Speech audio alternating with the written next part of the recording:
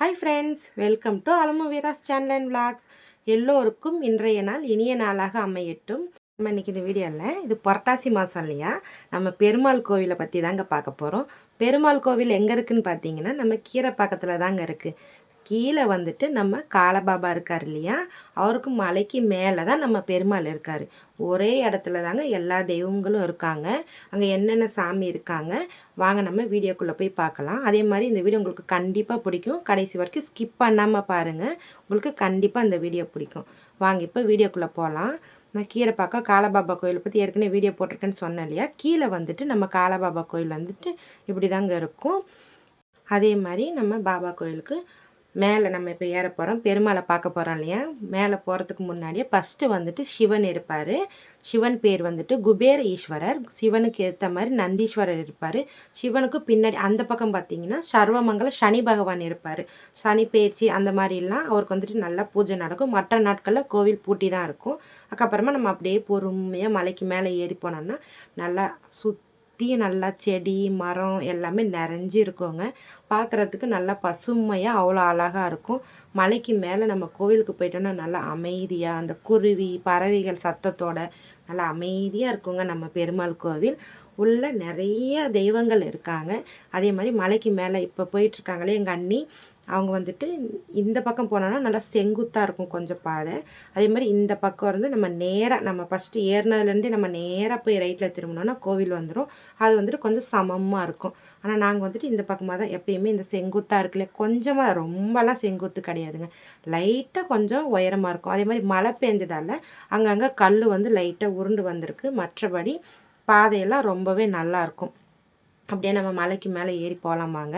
எங்கள் கூடையே நாங்கள் எப்போ போனாலும் பைரவர் வந்துடுவாருங்க. முந்திலாம் 4லேருந்து 5 நாய்க்குட்டி வரும், நல்லா பெருசு பெருசாக. இப்போ அதெல்லாம் காணோம். புதுசாக ஒரு 2 நாய்க்குட்டி இருக்குது, ஆனால் அது வரல. இது வந்துட்டு ஃபஸ்ட்லேருந்தே நாங்கள் எப்போ போனாலும் எங்களை நல்லபடியாக கூட்டிகிட்டு போய் கோவிலில் நாங்கள் சாமி கும்பிட்டுட்டு கீழே பாபா கோயிலுக்கு வர்ற வரைக்கும் கூடையே போயிட்டு கூடையே தாங்க வருவோம். அதுக்கு மிஞ்சி மிஞ்சி போனால் நான் ஒரு 2-3 பிஸ்கெட்டு தாங்க, ஒரு பாக்கெட் 3 ரூபா பாக்கெட் பிஸ்கெட்டு தாங்க போடுவோம். ஆனாலும் அது வந்துட்டு நம்மளை பத்திரமா கூட்டிகிட்டு வரும். அதே மாதிரி ஒருத்தர் போயிட்டு ஒருத்தர் வரலன்னா அவங்களுக்காக வெயிட் பண்ணுவோம். நான் வரலன்னு சொல்லிட்டு அழுதுகிட்டே இருந்தது. நான் வீடியோ எடுத்துகிட்டு பொறுமையாக வரேன் வாடா போகலான்னு கூட்டிகிட்டு போயிருந்தேன். இப்போ நம்ம மேலே வந்துட்டோம். நம்ம மேலே ஏறினோன்னே தெரியுது இல்லையா, இது வந்துட்டு நம்ம கருடர் கோவில். கருடாழ்வார் இருக்கார் இல்லையா, அவருக்கு உண்டான சன்னதி வந்துட்டு பாபா பெருமாள் நிறைய தெய்வங்கள் இருக்காங்க. எங்கள் அண்ணி ஏறி வந்துட்டு அவங்களால முடியல, மூச்சு வாங்குதுன்ட்டு உட்காந்துருக்காங்க. இந்த பாருங்கள், நம்ம எங்கே போனாலும் கோவிலுக்குள்ளே வரைக்கும் வரும். கோவிலெல்லாம் யாரும் எதுவுமே சொல்ல மாட்டாங்க. பாபாவுக்கும் ரொம்ப ரொம்ப பிடிச்சது நாய்க்குட்டி இல்லையா. அப்புறமா கருடர், பெருமாளுக்கு நேர் எதிரில் கருடர் இருப்பார். வாங்க இப்போ நம்ம கோவிலுக்குள்ளே போயிட்டு நம்ம பெருமாளை பார்க்கலாம். கோவிலுக்கு வெளியே இப்படி தாங்க இருக்கும். 3 சாமி இருக்காங்க பாருங்கள். இப்போ வந்துட்டு அப்படியே நான் கருடருக்கு நேராக அப்படியே எடுத்துகிட்டு தான் உங்களுக்கு காட்டுறேன் பாருங்கள். அப்படியே பெருமாள் இருக்கார். நம்ம வாங்க இப்போ நம்ம மலைக்கு மேலே என்னென்ன தெய்வங்கள் இருக்காங்கன்னு வாங்க பார்க்கலாம். இப்போ பாருங்கள், எங்கள் கூடயே வந்துட்டு அவருக்கு டயர்டாக இருக்கான். பைரவர் அப்படியே படுத்து ரெஸ்ட் எடுக்கிறார் ஃபேன் காற்றுல. நான் வந்துட்டு எங்கள் வீட்டுக்கு பக்கத்துலேயே துளசி பறிச்சுட்டு வந்திருந்தேங்க. துளசி மாலை கட்டி பெருமாளுக்கு போடலான்னு சொல்லிட்டு அதாங்க கட்டி போடணும். அதே மாதிரி கீரை பக்கம் வந்து இறங்கினோன்னே கோயிலுக்கு வர வழியில் ஒரு வீட்டில் மருதாணி பூ பூத்திருந்தது. மருதாணி பூ மகாலட்சுமி அம்மாவுக்கு ரொம்ப பிடிக்கும்னு சொல்லிட்டு அதை கொஞ்சமாக பறிச்சுட்டு வந்திருந்தேன். அந்த அம்மாவுக்காக கொஞ்சமாக எடுத்துகிட்டு வந்திருந்தேன் மருதாணி பூ. இப்போ துளசி மாலைலாம் கட்டி எல்லா சாமிக்கும் பூவெல்லாம் போட்டு சாமியெல்லாம் கும்பிட்டு முடிச்சாச்சு. இப்போ வந்துட்டு ஃபஸ்ட்டு நம்ம விநாயகர்லேருந்து பார்க்கலாம். நம்ம விநாயகர் வந்துட்டு பாபாவுக்கு பக்கத்துலேயே தாங்க இருந்தார் ஃபஸ்ட்டு. இப்போ விநாயகர் சதுர்த்தி வந்ததுனால இப்போ டேபிள் எடுத்து வச்சு கும்பிட்டுட்ருக்காங்கன்னு நினைக்கிறேன்.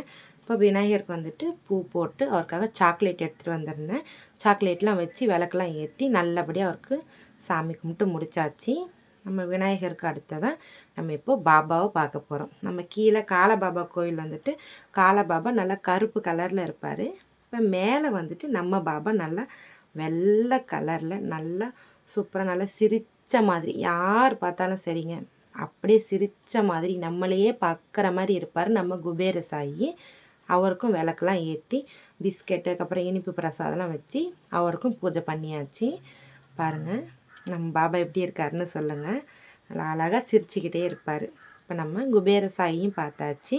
அதுக்கு அடுத்ததான் நம்ம வந்துட்டு நம்ம மகாலட்சுமி அம்மாவை பார்க்கலாம். குபேர சாயிக்கு நேராக நந்தி வச்சுருக்காங்க. அதுக்கப்புறமா ஒரு பாதம் வந்துட்டு முன்னாடி இருக்கும். பாதத்தை தொட்டு வணங்கிட்டு அப்படியே நம்ம பாபாவை பார்க்கலாம். இந்த கோவிலை பொறுத்த வரைக்கும் நம்மளாக வந்து பூ போட்டு ஆரத்தி எல்லாமே காட்டலாங்க.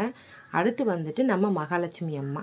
நம்ம மகாலட்சுமி அம்மா பேர் வந்துட்டு ருண விமோசகி மகாலட்சுமி தாயார். அம்மாவுக்கு வந்துட்டு ஆடிப்பூரம் வந்தது இல்லையா, அப்போ வந்துட்டு வளையல் மாலைலாம் சாத்தி நல்லபடியாக பூஜை பண்ணியிருக்காங்க.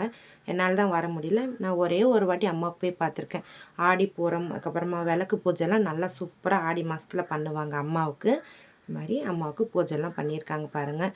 நம்ம மகாலட்சுமி அம்மாவுக்கு பக்கத்தில் அவங்களுக்கு இடது பக்கத்தில் நம்ம பெருமாள் இருப்பாருங்க. வாங்க அவரையும் போய் பார்க்கலாம். பெருமாள் கோவிலுக்கு முன்னாடியே பக்கத்துலேயே வந்து பார்த்துட்டிங்கன்னா ஒரு தொட்டிலில் நம்ம கிருஷ்ணர் சிலை வச்சுருப்பாங்க. இந்த கிருஷ்ணர்லாம் ரொம்ப நாளாக இருக்காங்கங்க. ஆனால் இந்த வெள்ளை கலரில் ஒரு கிருஷ்ணர் குட்டி உட்காந்துருக்கார் இல்லையா, இவர் வந்துட்டு யாரோ கிருஷ்ண ஜெயந்திக்கு கும்பிட்டுட்டு வேண்டான்னு சொல்லிட்டு கீழே இருந்த சிவன் கோயில் வந்து வச்சுட்டு போயிட்டாங்க. எடுத்து பார்த்தா அவ்வளோ அழகாக எந்த ஒரு டேமேஜுமே இல்லை, நல்லா இருந்தார், அழகாக இருந்தார்.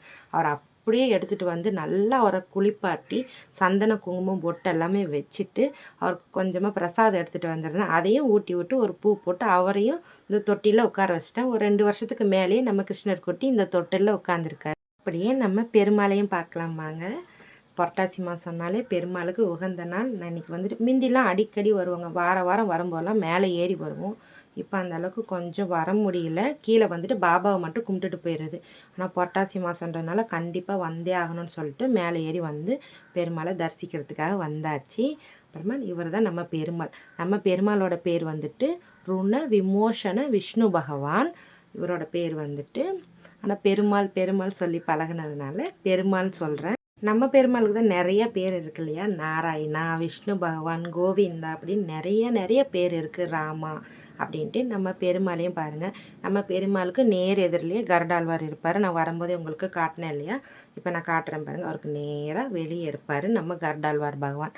அப்படியே வந்துட்டு பெருமாளுக்கும் அப்படியே விளக்கெல்லாம் ஏற்றி வச்சுட்டு அப்படியே அவங்களுக்கும் நல்லபடியாக பிரசாதம் வச்சு சாமி கும்பிட்டாச்சு. அப்படியே நம்ம அதுக்கு அடுத்தது வந்து பார்த்திங்கன்னா இன்னொரு பெருமாள் இருப்பார். பெருமாளுக்கு பக்கத்துலேயே மகாலட்சுமி அம்மா, பெருமாள், அவருக்கு பக்கத்தில் இன்னொரு பெருமாள் இருப்பாருங்க. 3 சன்னதியும் பக்கத்தில் தான் இருக்குது. அவர் பேர் வந்துட்டு பார்த்திங்கன்னா அதிகார பெருமாள் சொல்லிட்டு அவருடைய பேர். இந்த பெருமாளுக்கு வந்துட்டு கிருஷ்ண ஜெயந்தி அப்போது நான் ஒரே ஒரு வாட்டி வந்திருக்கேன். கிருஷ்ணர் நல்லா அலங்காரம் பண்ணி கிருஷ்ணர் மாதிரி அப்படியே ஒரு 2 கை இப்படி வச்சு அவரை பார்க்கும்போது ஒரு பையனை பார்க்குற மாதிரியே இருக்குங்க. ஒரே ஒரு தடவை வந்துட்டு கிருஷ்ண ஜெயந்தி அப்போ பிரசாதம் செஞ்சு எடுத்துகிட்டு வந்து அங்கே வந்த பக்தர்களுக்கெல்லாம் கொடுத்து நாங்கள் சாமி கும்பிட்டுட்டு வந்திருக்கோம். அதே மாதிரி நம்ம அதிகார பெருமாளை கும்பிட்டாச்சு. அவருக்கும் விளக்கெல்லாம் ஏற்றி பிரசாதம்லாம் வச்சு நல்லபடியாக பூ போட்டு சாமியெல்லாம் கும்பிட்டாச்சு. நம்ம அதிகார பெருமாளுக்கு அடுத்ததான் நம்ம பார்க்க போகிறது நம்ம ஆஞ்சநேய பகவான். நம்ம ஆஞ்சநேயர் வந்துட்டு இங்கே வந்துட்டு அவருடைய பேர் வந்து சஞ்சீவி அனுமான். சஞ்சீவி மலையெல்லாம் தூக்கிட்டு வந்திருப்பாரு, நம்ம படத்தில் எல்லாத்துலேயும் கேள்விப்பட்டிருக்கோம் இல்லையா, அதே மாதிரி தான் இங்கே வந்துட்டு அவருக்கு சஞ்சீவி அனுமான்னு பேர். ஆஞ்சநேயரை பார்த்தாலே எனக்கு வந்துட்டு ராமா ராமா ராமா அப்படி தாங்க சொல்ல தோணும். ஸ்ரீராமஜெயம் ராமா ராமான்னா அவருக்கு அவ்வளோ பிடிக்கும். நம்ம அவரோட அருள் பெறணுன்னா கண்டிப்பாக நம்ம ராமான்னு சொன்னாலே போதும், கண்டிப்பாக அவர் வந்துட்டு நமக்கு அருள் புரிவார் ஆஞ்சநேயர் பகவான். அப்படியே ஆஞ்சநேயரையும் பார்த்தாச்சு இல்லையா. இப்போ வந்துட்டு மேலே மலைக்கு மேலே இருக்கிற எல்லா தெய்வங்களும் இந்த ஒரே இடத்துல இருக்காங்கங்க.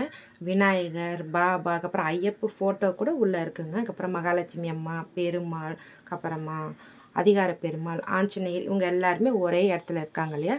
அப்படியே நம்ம கொஞ்சம் வெளியே வந்தோம்னா நம்ம கோவிலுக்கு பக்கத்துலேயே தான், ரொம்ப தூரம்லாம் கிடையாது, நம்ம கோவிலுக்கு பக்கத்துலேயே வந்துட்டு நம்ம ஐயப்பன் கோவில் இருக்குது.